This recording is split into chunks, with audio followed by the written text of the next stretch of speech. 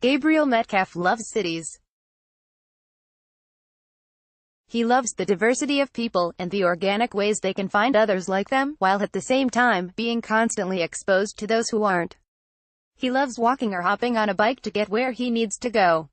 He loves the way cities buzz with energy. It's why he's so disappointed in what he calls exclusionary policies that make it so expensive to live in the Bay Area.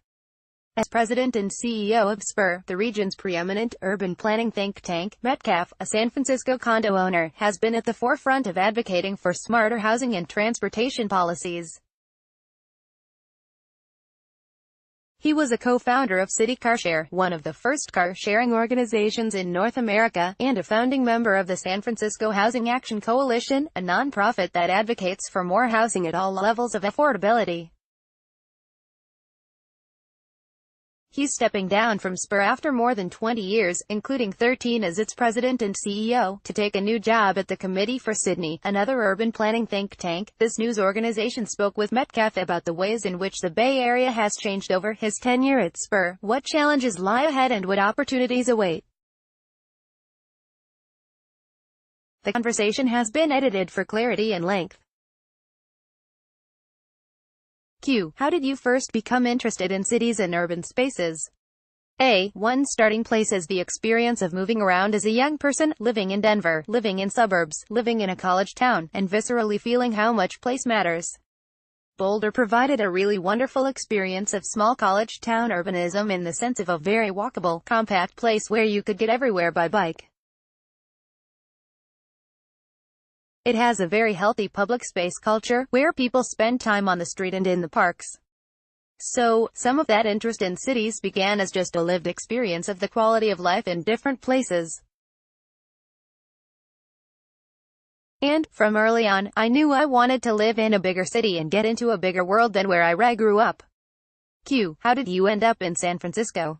A. My girlfriend and I went to Seattle for a couple of years, and then we moved to San Francisco in 1996 in maybe one of the last years when it was still possible to come here without a job and figure it out before the city got so expensive that became impossible.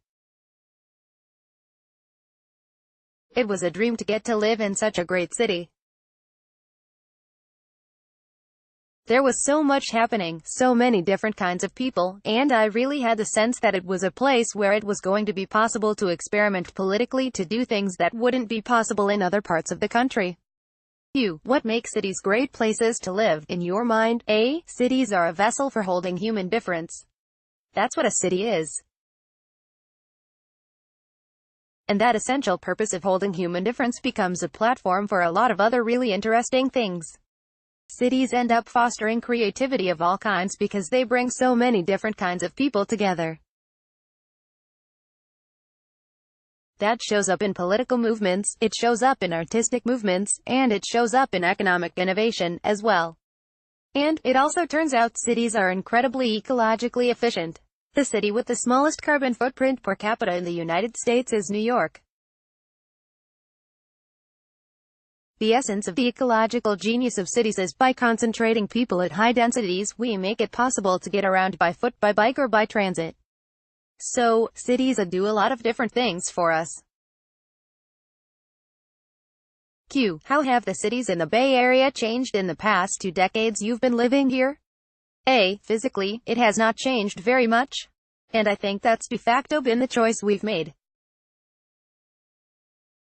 We've decided to keep most of the physical form intact, but at a price of losing a lot of the social fabric. The most important mistake in the Bay Area is our decision that nothing should ever interfere with the comfort and convenience of people who currently own their homes, that they should not have to be troubled with taller buildings anywhere in their line of sight. If we were willing to make some very small sacrifices, essentially to allow tall buildings to be built, we could make this region less expensive. Q. Why are people so resistant to seeing taller buildings, or physical change in general, in the Bay Area? A. This is one of the great ironies of the Bay Area, that attitudes that are clearly exclusionary got labeled progressive by some people. The attitude that single-family neighborhoods should be able to keep out higher-density apartment buildings forever. It's attitudes like that are clearly harmful to low-income people or immigrants, and I don't know why that happens. Q. Is that the biggest challenge facing the Bay Area right now? A. It's one of the challenges. Another big challenge for the Bay Area is transportation. The generation after World War II did an extraordinary thing by planning and funding and building BART. This was in an era when much of the country was still building highways.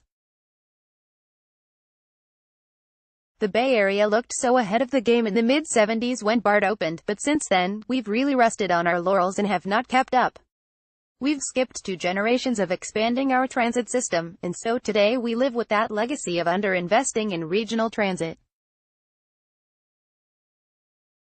At the same time, we built out so much of the region in the form of low-density sprawl, which means transit does not work there. So, we now face the twin challenges of retrofitting our low-density neighborhoods to become more compact and walkable, while at the same time playing catch-up on transit investment. Q. Is there any hope for us? A. There is hope. We actually have everything we need to solve these problems. We have such high levels of education. We have such high levels of wealth. We have a very idealistic population. The greatest danger for us is a form of fatalism, where we start to believe these problems are permanent and there is nothing we can do.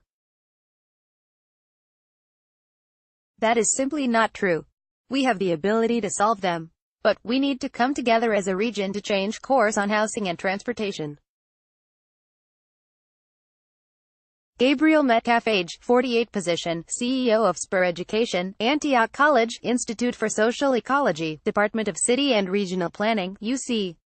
Berkeley residence, San Francisco family, 2 boys, partner. 5 things to know about Gabriel Metcalf. He thinks cities are the solution to almost every problem. He goes on a solo backpacking trip in the Sierra every year.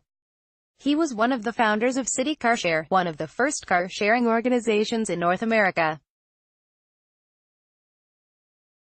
He wrote a book called Democratic by Design, which is a history of alternative institutions within American social movements. Even though he's moving to Sydney, he still believes in the potential of the United States. He loves the quote from Richard Rorty, "The whole point of America was that it was going to be the world's first classless society."